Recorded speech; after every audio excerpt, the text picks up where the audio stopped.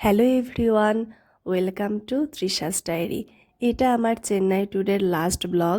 আজকে আমি আপনাদের সাথে আমার ট্রিটমেন্ট জার্নির কিছু এক্সপিরিয়েন্স শেয়ার করব। প্রথমেই বলে রাখি, এটা কিন্তু আমার ব্যক্তিগত অভিমত। এখানে কোনো কিছু বাড়িয়ে বলা বা কমিয়ে বলার বিষয় নেই। আমি আমার এক্সপিরিয়েন্সটাই আপনাদের সাথে শেয়ার করব। তো প্রথমেই আসি অ্যাপোলো চেন্নাইয়ের ডাক্তারদের বিষয়ে। ওনারা আসলেই অনেক আন্তরিক। আপনার কথা ধৈর্য নিয়ে শুনবে। আপনি খুব নির্দ্বিধায় নির্ভয়ে আপনার প্রবলেমগুলো ওনাদের সাথে শেয়ার করবেন। আপনার সমস্যা শোনার পরে আপনার জন্য যে টেস্টটা দরকার সেটা ওনারা করতে দেবেন। টেস্টের রেজাল্ট আসার পরে আপনার জন্য যে ট্রিটমেন্ট দরকার সেটাই ওনারা আপনাকে দেবেন। অতিরিক্ত কোনো টেস্ট অথবা অতিরিক্ত কোনো মেডিসিন কোনো কিছুই ওনারা আপনাকে দেবেন না। আপনার জন্য যেটা দরকার, মানে আপনার সমস্যার জন্য যেটুকু দরকার সেটুকুই ওনারা আপনাকে প্রোভাইড করবেন। উন্নত চিকিৎসার জন্য বাইরে গেলে প্রথমে যে জিনিসটা মাথায় আসে সেটা হচ্ছে চিকিৎসার খরচ। চেন্নাই অ্যাপোলোর চিকিৎসা খরচ অত্যন্ত ব্যয়বহুল, কিন্তু ওদের চিকিৎসার মান ইন্টারন্যাশনাল লেভেলের। ওদের ল্যাবে যে টেস্টগুলো করা হয় সেগুলোও ইন্টারন্যাশনাল লেভেলের। এবং ওদের এই পুরো প্রসিডিওরের মধ্যে সবথেকে বেশি কস্ট যদি কোনো কিছুতে হয়ে থাকে সেটা হচ্ছে টেস্টের ফি। কিছু স্পেসিফিক ডাক্তার ছাড়া মোটামুটি সব ডাক্তারদেরই ভিজিট কম বেশি একই, কিন্তু ওদের টেস্টের জন্য যে ফিটা দিতে হয় সেটাই অনেকটা বেশি। এছাড়াও আপনাকে ওখানে থাকতে হবে, আপনার ওষুধের কস্ট আছে।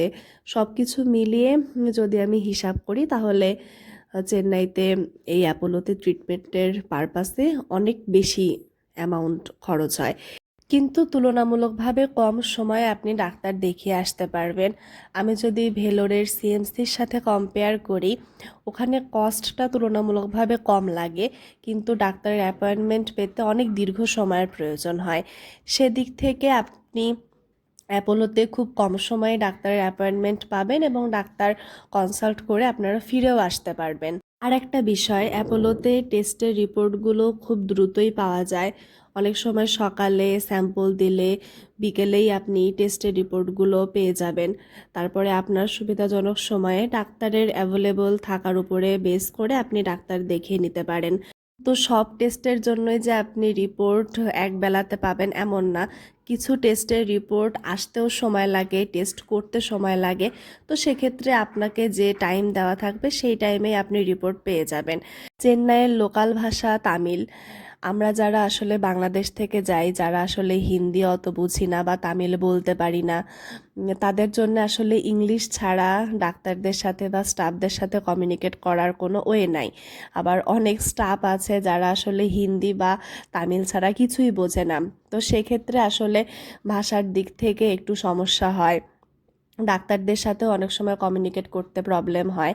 কিন্তু ওনারা আপনাকে সর্বোচ্চ সহযোগিতা করবে। আপনি কোনো সমস্যায় পড়লে বা আপনার কোনো ইনফরমেশান জানতে হলে যে কোনো কিছুতে ওনারা ওনাদের সর্বোচ্চটুকু দিয়ে চেষ্টা করে আপনাকে একটা ভালো সার্ভিস দেওয়ার জন্য। প্রতিদিন অসংখ্য মানুষ অ্যাপোলোতে যাচ্ছেন চিকিৎসার জন্য। তাদের মধ্যে একটা বিশ্বাস তৈরি হয়েছে যে আমি এখানে গেলে একটা বেটার চিকিৎসা নিয়ে আমি ভালো থাকতে পারবো। আমার বাবা মায়ের মধ্যেও একটা বিশ্বস্ততা তৈরি হয়েছে, জন্যেই কিন্তু তারা আমাদেরকে নিয়ে সেখানে গিয়েছে একটা উন্নত চিকিৎসার জন্য। আশা করছি আমিও একটা প্রপার লাইফস্টাইলে থাকলে, তাদের প্রপার ট্রিটমেন্টে থাকলে ধীরে ধীরে সুস্থ হয়ে যাব। আর আপনাদের যদি কোনো ডিটেলস ইনফরমেশান দরকার হয় আমাকে কমেন্টে জানাবেন অথবা আমাকে ইনবক্স করবেন। আমি পরবর্তীতে অন্য কোনো একটা ভিডিওতে আপনাদের প্রত্যেকটা কোশ্চেনের অ্যান্সার দেওয়ার চেষ্টা করব।